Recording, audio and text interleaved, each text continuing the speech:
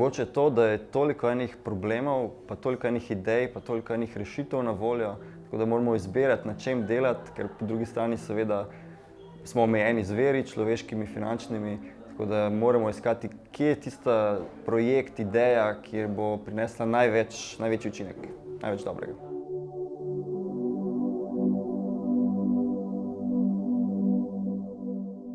Najboljši dokaz kadarkoli še vedno je svetovni rekord za to, da skupaj zmoremo več.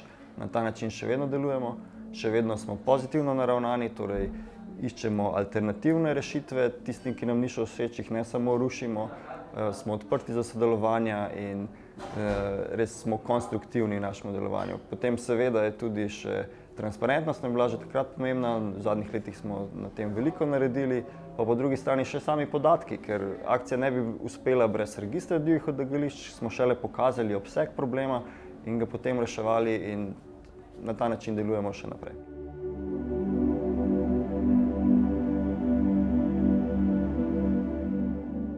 Mogoče bi trenutno izpostavil dva projekta. En je Obleka naredi človeka, ki se tiče oblačil, tekstila.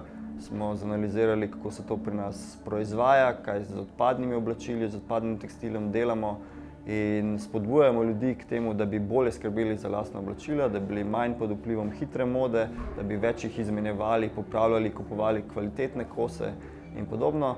Po drugi strani bi pa mogoče izpostavil še projekt naše mreže občin Na poti do družbe brez odpadkov, ker trenutno zelo aktivno sodelujemo z njimi spet na lokalni ravni, spodbujamo k sodelovanju, iščemo skupne ideje, rešitve, pišemo strategije, tako da bo na koncu manj odpadkov.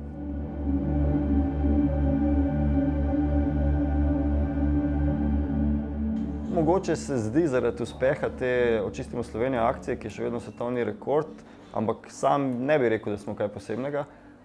Pač smo aktivni, ampak so tudi po drugih državah aktivni.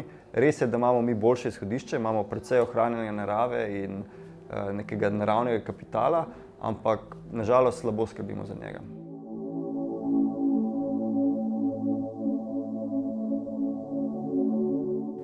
Tu bi lahko naštel precej enih stereotipnih zadev, kot nakupovanje z lastno embalažo, več popravljanje, skrb za izdelke in podobno, ampak mogoče bi izpostavil malo drugačno idejo, da bi tekom šolanja bilo več potovanj, več ekskurzij tudi v tujino, ker šele na ta način se res zaveš, kaj jemlješ za samoumevno doma.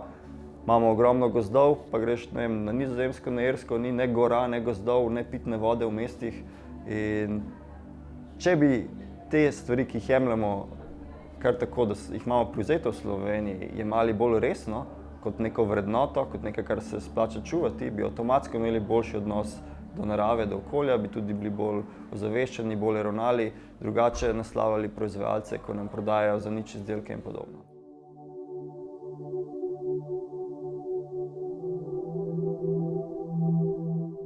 No, avto sem se odpovedal, to je ena taka trivialna zadeva, bolje zdravo, hitreje po Ljubljani, zagotovo s kolesom skoraj vedno.